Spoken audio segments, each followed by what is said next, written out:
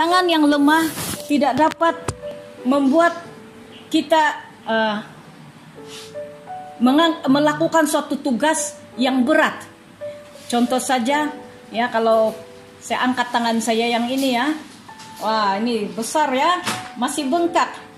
Ini perlu ditolong lah. Saya tidak boleh angkat ini dengan sendiri, kecuali saya tolong, saya guna tangan kiri saya untuk mengangkatnya karena dia masih berat. Oke, ini sudah cukup banyak perubahan. Dulu lebih berat, lebih besar. Kalau ada yang tolong saya angkat, dia akan keberatan. Kadang-kadang mereka bilang berat juga. Apalagi kalau saya yang angkat dia kan, memang sangat berat setiap hari. Tidak boleh kasih letak-letak dulu, saya sendiri yang angkat. Memang sangat berat. Dan dia tidak dapat berbuat apa-apa. Angkat gayung untuk mandi, ambil sabun, makan pun tidak dapat pakai, dapat guna. Dia perlu dibantu. Apalagi untuk buat kerja. Ya. Tangan yang lemah, yang ada masalah, tidak dapat berbuat apa-apa. Dia perlu dibantu. Ya, perlu dibantu. Saya perlu gunakan tangan kiri saya ya untuk menolong dia. Tangan kiri saya biarpun sudah agak merosot, kurus sedikit ya, tapi dia masih boleh menolong karena dia tidak ada masalah. So, saya mendapat rema bahwa tangan yang lemah itu melambangkan penyembahan hidup kita kepada Allah. Saya mengambil dari sudut pengajaran ini bahwa bila tangan penyembahan kita kepada Tuhan itu sudah lemah, kita akan mulai kehilangan hadirat Allah dalam hidup kita. Bila kita sudah mulai jauh daripada penyembahan kepada Tuhan, malas menyembah Tuhan, malas menyanyi, malas dengar lagu rohani, malas bermazmur bagi Tuhan, malas mendekat kepada Tuhan, kita tidak ada suatu renungan dalam penyembahan kepada Tuhan. Setiap hari kita perlu menyisihkan waktu menyembah Tuhan, waktu untuk merenung, waktu untuk devosi bersama dengan Allah. Kalau kita mau devosi dengan Allah, biasanya itu kita perlu menyembah Tuhan. Menyembah Tuhan di dalam roh maupun di dalam akal budi. Baik berkata-kata dalam roh, berbahasa roh maupun berbahasa akal budi. Maukah kita menyanyi dengan pujian, lagu rancaka atau lagu slow yang biasa kita panggil penyembahan, lagu penyembahan. Tetapi inilah yang akan terjadi bila kita kurang penyembahan, bila kita kurang menyembah Tuhan, kurang dekat itu hati kita kepada Tuhan, kurang melekat itu hati kita kepada Tuhan. Biasanya penyembahan itulah yang membuat hati kita itu melekat kepada Tuhan. Kalau kita kurang menyembah Tuhan, kita akan kehilangan satu aura, satu atmosfera yang memberikan kita kekuatan. Atmosfera itu adalah atmosfera hadirat Allah. Atmosfera hadirat Allah itu hanya dapat kita alami, selalu kita dapat alami bila kita memiliki suatu penyembahan kepada Tuhan. Saya teringat Tuhan Yesus pernah berkata kepada perempuan Samaria. Dia katakan, jikalau kamu meminum air yang kuberikan kepadamu, kamu tidak akan haus lagi. Maksudnya kalau kita memiliki Roh Kudus dalam hidup kita, kita tidak akan haus lagi hal-hal duniawi, kecuali bila hati kita sudah jauh dari Tuhan. Bila penyembahan kita sudah down, maka disitulah ada kehausan kepada hal-hal dunia. Kita tidak akan merasa diri kita puas, kecuali kita mencari hal-hal dunia. Tetapi ketahuilah, selama kita mengisi hidup kita dengan hal-hal dunia, selama itulah kita tidak ada suatu hubungan, perjalanan, keintiman sampai batas waktu dengan Tuhan. Setiap hari kita bukan hanya mengetahui Tuhan, Tetapi kita boleh mengalami Tuhan dalam penyembahan kita. Tetapi bila penyembahan kita sudah lemah, kita tidak akan dapat katakan saya berjalan bersama Tuhan setiap hari. Orang yang menyembah Tuhan, memberi waktu untuk menyembah Tuhan, mempersembahkan syukur kepada Tuhan, orang ini akan dapat mengalami Tuhan walaupun dia tidak merasakan sepenuhnya kehadiran Tuhan. Tidak semestinya dia boleh merasa Tuhan dekat dengan dia. Tetapi pada faktanya, bila seseorang menyembah Tuhan, kehadiran Tuhan itu akan nyata dalam dirinya. Dan oleh sebab itu, mengenal Tuhan, mengetahui Tuhan, itu akan lebih semakin nyata dalam hidup kita bila kita selalu menyembah Tuhan, mengangkat tangan. Sebab itu Tuhan katakan, kuatkanlah tangan yang lemah. Kembali lagi kepada sikap menyembah Tuhan, bersyukur kepada Tuhan. Saya mengalami salah satu daripada masalah akibat daripada penyakit kanker adalah rebakan dalam paru-paru saya, di mana paru-paru saya kecut. Biasa terendam dalam air, karena paru-paru saya dipenuhi dengan air, jadi sampai oksigen pun tidak dapat masuk. Nah, tatkala air sudah dikeluarkan dari paru-paru saya yang sudah biasa terendam dengan air agak mengecut. Dia agak mengecut, dan bila dia mengecut, dia tidak kembang, oksigen tidak masuk dalam paru-paru saya. Dan bila oksigen tidak begitu dapat masuk dalam paru-paru saya, membuat saya mengalami kesukaran bernafas. Nah, apa yang terjadi? Dokter suruh saya buat satu latihan pernafasan. Yang ada satu benda yang ditiup itu di nafas, kita tarik nafas untuk menaikkan, ada bebolah di dalam satu alat pernafasan itu. Lama-lama itu akan melatih kita punya paru-paru untuk kembang kembali. Nah, penyembahan bukan sesuatu, atau penyembahan memuji Tuhan, menyembah Tuhan, devosi kepada Tuhan, itu bukan sesuatu yang automatically asal kita mau terus dapat. Tetapi ada waktunya yang kita harus paksakan daging kita, karena roh kita ini menurut. Bila kita paksakan daging kita katakan disiplin. Itu sebagai seorang anak Tuhan adalah saya tidak boleh hidup tanpa penyembahan. Saya tidak boleh hidup tanpa tidak menyembah Tuhan. Maka saya harus disiplinkan diri saya. Saya akan harus menyembah Tuhan apapun keadaan di lembah, apapun, dimanapun saya berada. Tangan yang lemah boleh dilatih. Ya, tuh dokter di terapi, bagian terapi, dia berikan beberapa cara senaman untuk tangan ya yang sedang bengkak ini. Menurut dokter, ini adalah air ya, di dalam tangan saya ini air protein yang seharusnya dikembalikan ke jantung. Jantung mengepam protein ini ke seluruh badan saya, tapi karena sistem limfa saya tersumbat akibat daripada kanker, maka dia membengkak dan susah turun, tidak balik ke jantung. Maka harus ada beberapa senaman yang harus dibuat, dan sekarang ini ada penurunan pembengkakan. Kita harus melatih roh kita, daging kita, minda pemikiran kita untuk menyembah Tuhan. Walaupun kita bilang, saya tidak pandai menyembah, saya tidak pandai menyanyi, saya tidak pandai bersyukur, saya tidak pandai cakap-cakap sama Tuhan. Tapi kalau kita dorong diri kita, disiplinkan diri kita, lambat atau cepat, pasti kita akan dapat melakukannya.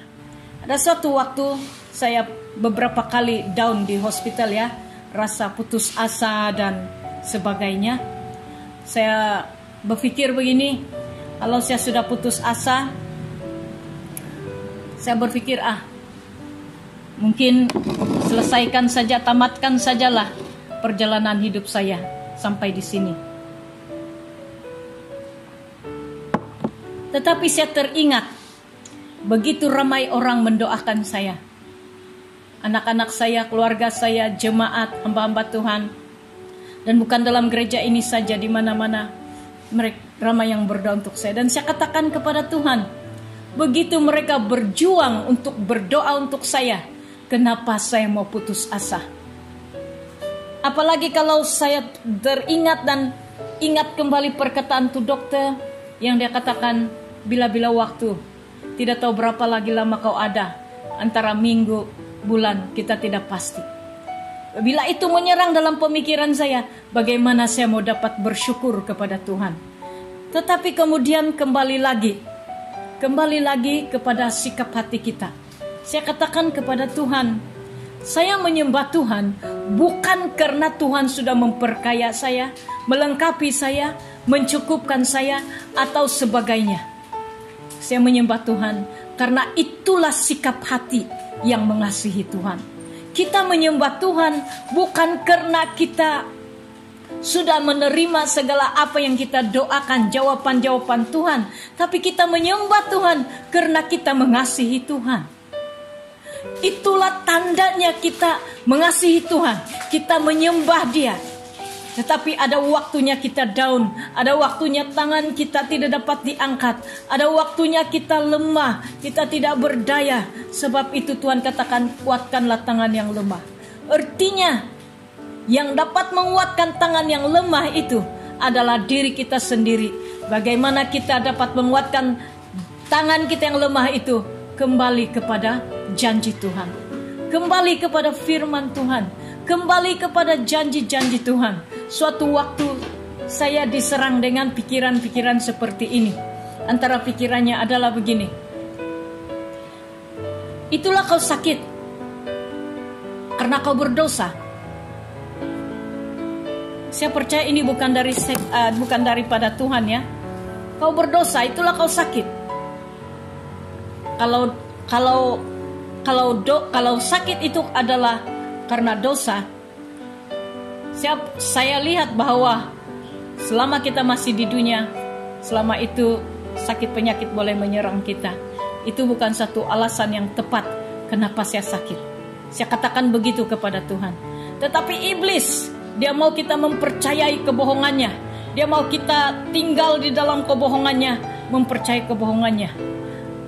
Sebagai orang yang kalau kita sakit, biasanya kita itu terus-terus bertobat, minta ampun dengan Tuhan. Tapi iblis masih saja mengganggu kita dan menuduh, intimidasikan kita. Dosamu belum diampuni, ini dosamu, ini dosamu. Hal-hal yang tidak pernah kau terfikir pun, iblis akan korek. Dia jadikan itu sesuatu bayangan yang seolah-olah itulah puncanya. Tetapi, seperti yang saya katakan tadi, back to the Bible. Kembali kepada firman Tuhan.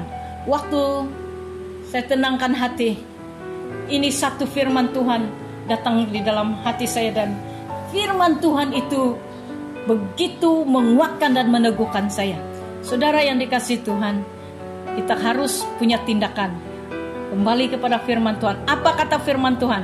Dan dengarkan apa Roh Kudus perkatakan kepada kita. Firman Tuhan itu datang begini. Biarpun gunung-gunung beranjak dan bukit-bukit bergoyang, namun kasih setiaku tak akan beranjak darimu.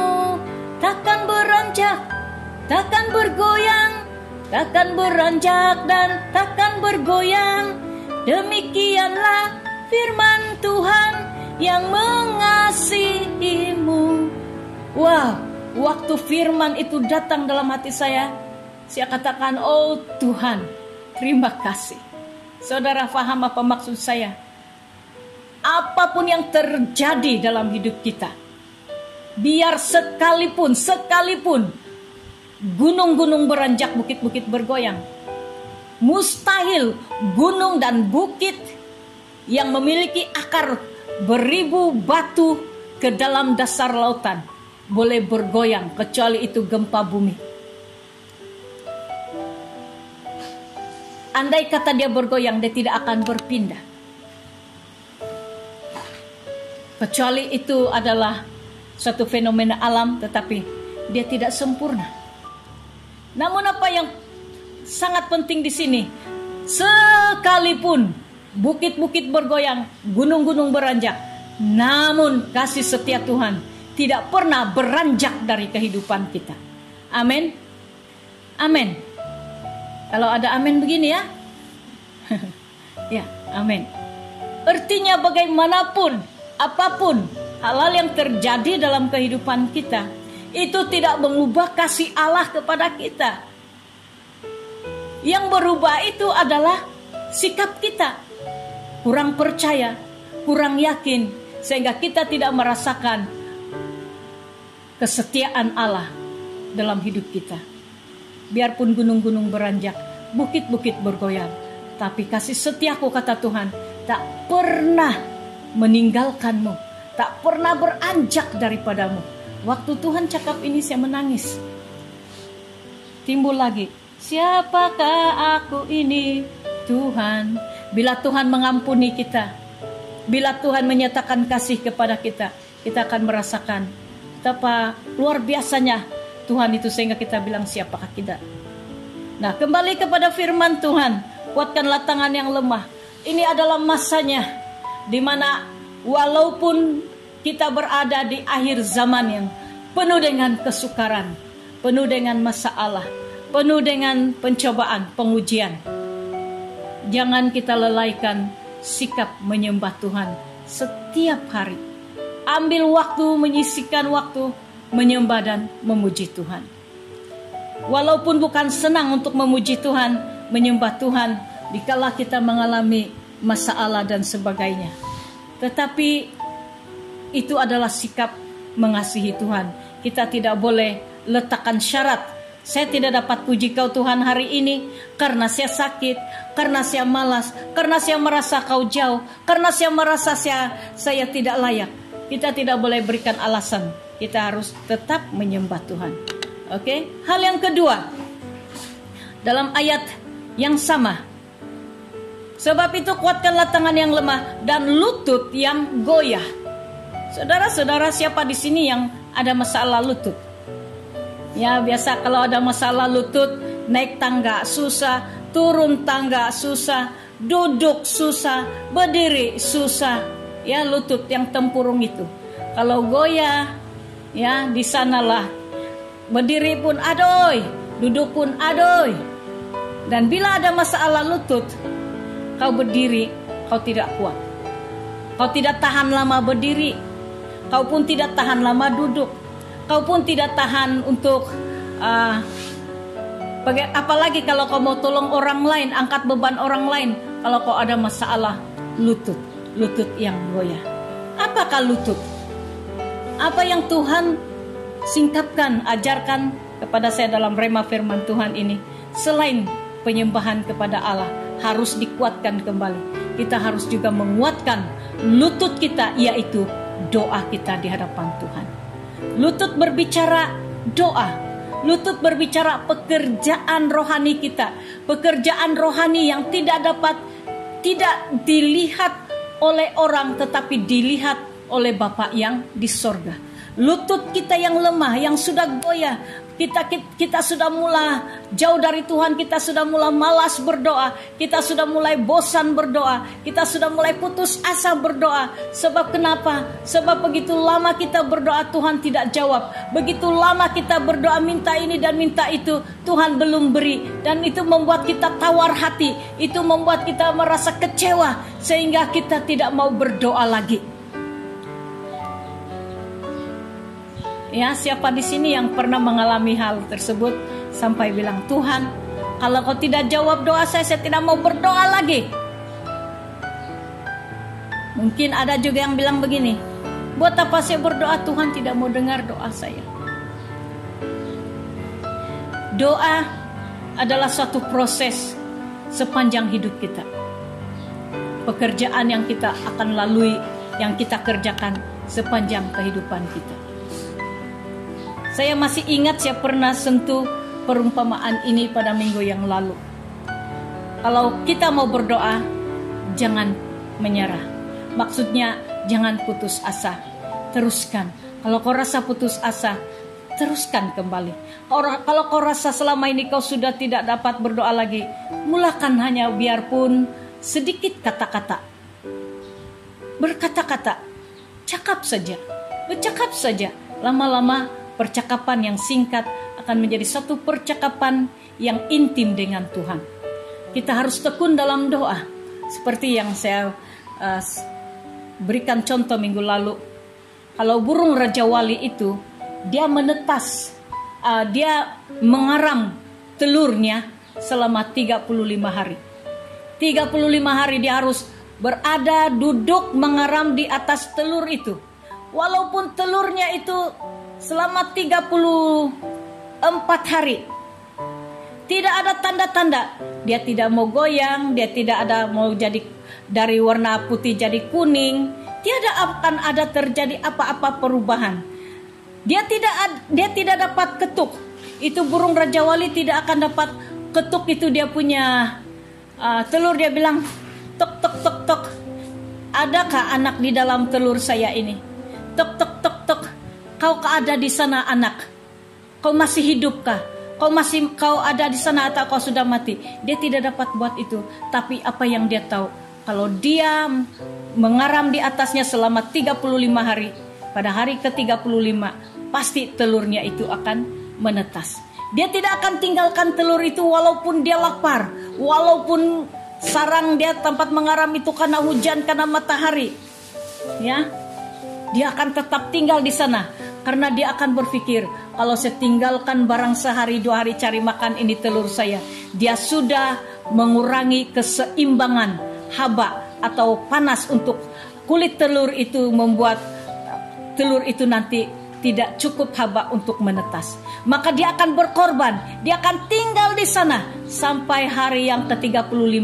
Hari ke-35 itu tidak akan terjadi di mana telur itu pasti akan merekah, akan pecah, dan keluarlah itu anak burung helang. Andai kata pun burung helang itu, anak itu mati di dalam telur itu, tetap juga dia akan pecah. Karena haba yang diaram dari tubuh burung helang atau burung Raja Wali itu mengalir pada telur tersebut. Demikian juga dengan doa. Barangkali hari ke-7 Tuhan mau jawab doa kita, tapi hari ke-6 kita putus asa.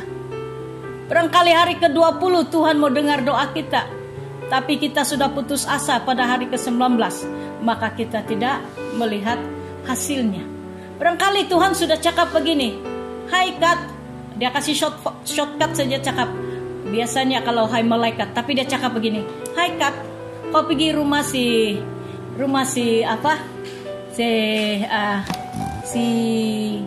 Dina, Ibu Dina Sae.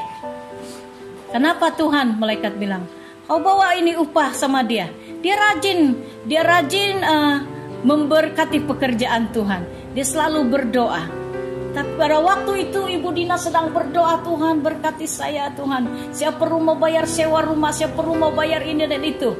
Selama berhari-hari dia berdoa dan mulai Tuhan punya tingkap surga mulai terbuka. Itulah sebabnya Yesus bilang, Kat, kau antar ini berkat tempat Ibu Dina, tempat si Dina ya. Oke, saya akan turun. Dan pada Ibu Dina tidak putus asa berdoa. Sampailah hari ke-8 di mana Tuhan jawab. Malaikat turun datang mau menjawab doa Ibu Dina. Lalu Tuhan Yesus bilang, Kat, naik dulu. Ya, Kat, naik dulu. Malaikat, naik dulu. Itu malaikat naik. Kenapa? Salah alamatkah? Tidak, kau lupa bawa bonus. Kau lupa bawa bonus. Bawa bonus. Bawa ini, kasih sama dia. Karena dia ini setia, dia tidak peduli apapun, dia tetap setia. Maka bawa bonus ini sama dia. Apa bonusnya Tuhan? Supaya dia senantiasa sehat-sehat.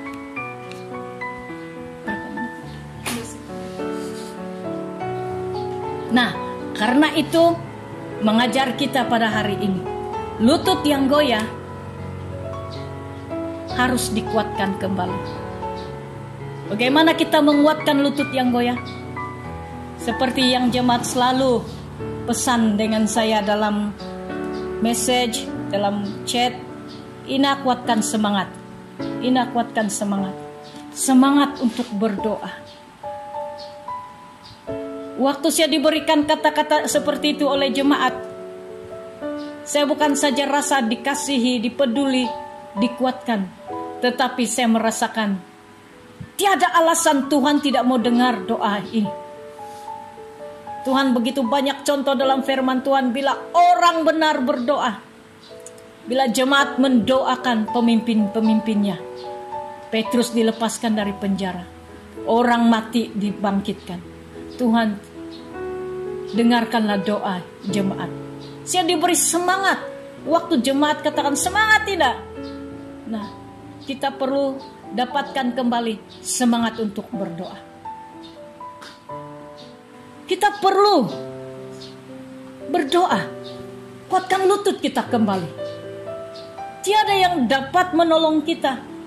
Sekalipun orang mendoakan kita, kalau kita tidak mengambil satu tindakan meresponi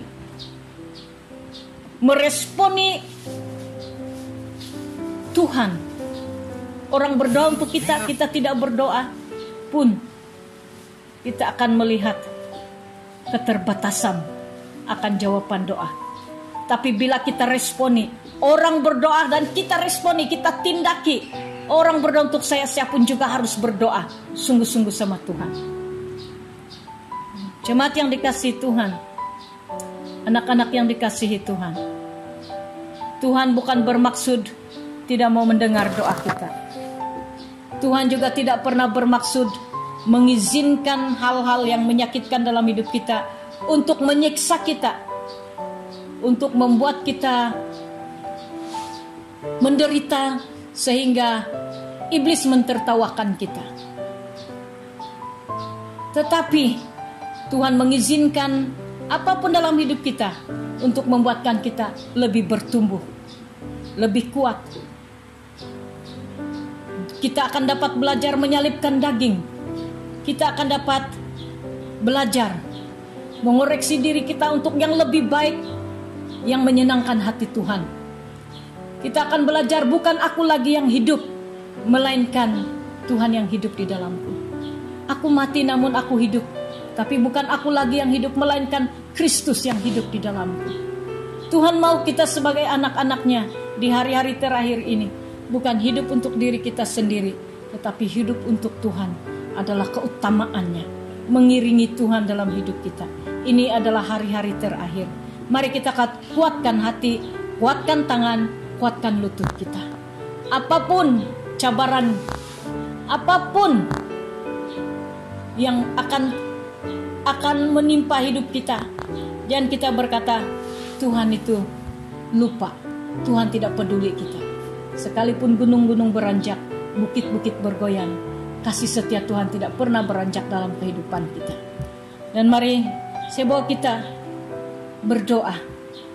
Mari dalam waktu yang singkat ini kita berdoa kepada Tuhan. Mari kita berdoa bersama-sama. Mari, kalau selama ini kita sudah mulai kehilangan gairah untuk menyembah Tuhan, kita sudah mulai on off dalam menyembah Tuhan, apalagi di dalam berdoa. Mari kuatkan hati kita kembali kepada Tuhan, kembali kepada kasih yang semula. Ya Bapa di surga, Koi mencitar koi, ora basanda karabakasa. Sikuat Ola basyaka. Sikuat saja baik. Ora basa kalabakas. Kami perlukan keajaiban-Mu Tuhan. Kami perlukan sentuhan kasih-Mu Tuhan. Kami perlu Engkau di setiap waktu. Mari Tuhan, Engkau jamah hidup kami. Lebih dalam lagi mengasihi Engkau, lebih dalam lagi menyembah Engkau, lebih dalam lagi berdoa. Karena itulah yang akan memberikan kepada kami kekuatan, menyalurkan kepada kami kasih yang tidak ada batasnya, iman yang mengalahkan dunia. Haleluya.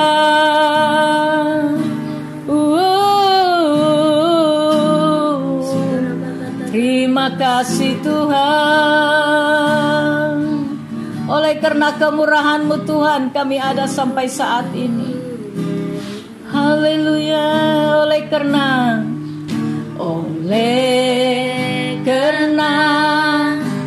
kemurahan Tuhan, ku ada sampai hari ini. Oleh karena kebaikan Tuhan, janji-Mu terjadi bagiku. Ku sembah Kau Tuhan, ku mengangkat tanganku, selamanya Kau hebat bagiku. Ku sembah Kau Tuhan, ku mengangkat wajahku, selamanya Kau ada bagiku. Bapa di sorga, dimanapun anak-anak-Mu berada saat ini, mari Tuhan Engkau kembalikan, lipat kali gandakan kekuatan kami untuk menyembah Engkau, tenggelam di dalam hadirat-Mu. Maka Tuhan, bila kami menyembah Engkau dalam roh dan kebenaran, air kehidupan itu akan terus mengalir dalam hidup kami, akan terus memancar dalam hidup kami, tidak akan menjadi kering rohani kami. Sebab itu Tuhan, biarlah kami akan menghidupi penyembahan itu dengan sikap kami yang benar. Bila kami sudah mulai merosot dalam doa kami secara pribadi, syafaat kami sudah mulai luntur, mari Tuhan topang kami. Firman-Mu berkata, Roh Kudus akan membantu kami dalam kelemahan kami dalam berdoa. Roh Kudus, mari Engkau kuatkan kami, supaya kami kembali menjadi rumah doa yang senantiasa memiliki api doa. Tidak kira bagaimanapun keadaan, kami tetap berdiri dengan teguh, berdoa dan terus berdoa, bersyafaat untuk segala hal-hal yang ada, yang Tuhan taruh dalam kehidupan kami. Terima kasih Tuhan untuk firman-Mu. Kami sudah mendengar kebenaran firman-Mu. Kembali kami memberkati nama-Mu yang kudus, yang penuh dengan kemuliaan hormat. Terpujilah Tuhan Allah kami. Di dalam nama Tuhan Yesus Kristus kami sudah berdoa. Haleluya.